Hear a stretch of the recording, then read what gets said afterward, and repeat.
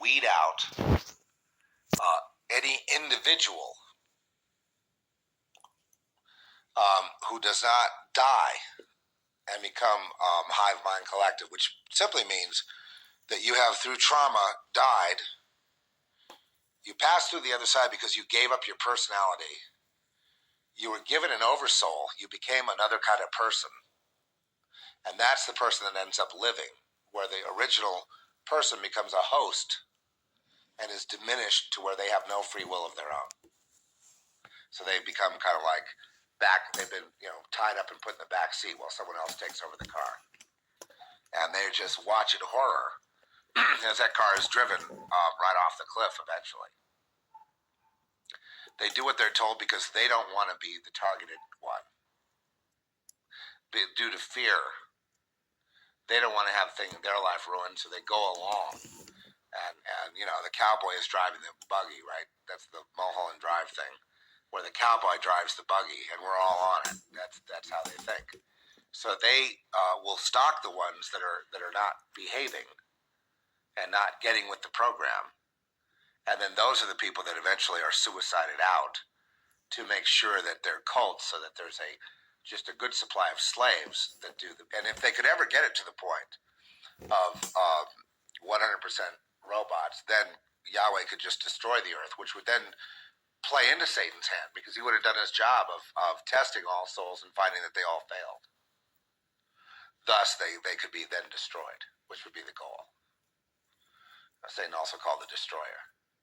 Anyone who signs on to that, anyone who gives up, anyone who passes through the other side, of course, is slated for total destruction. The other side means the second death.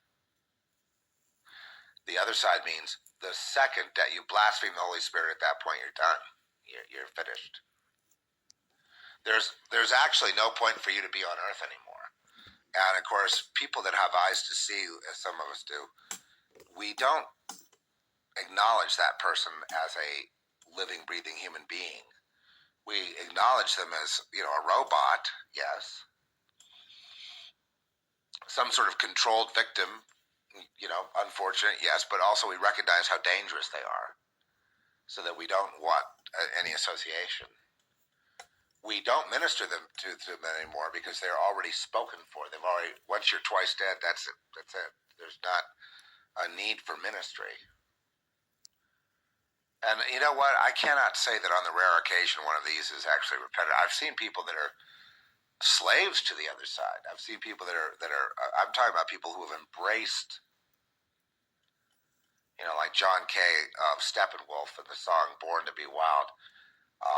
Take the world in a love embrace. Remember that line from the song "Born to Be Wild"? Well, that's what I'm talking about. And that song is it's a bit more than a lot of people say. Well, it's just sex, drugs, and rock and roll. It's just it's just kids having fun. No, it's I'm sorry. There's a very specific vetting process in the works there, and youth is recruited as soon as possible. Any youth that does not comply, by the time they're say 20 or so, they're branded, and they're branded for life.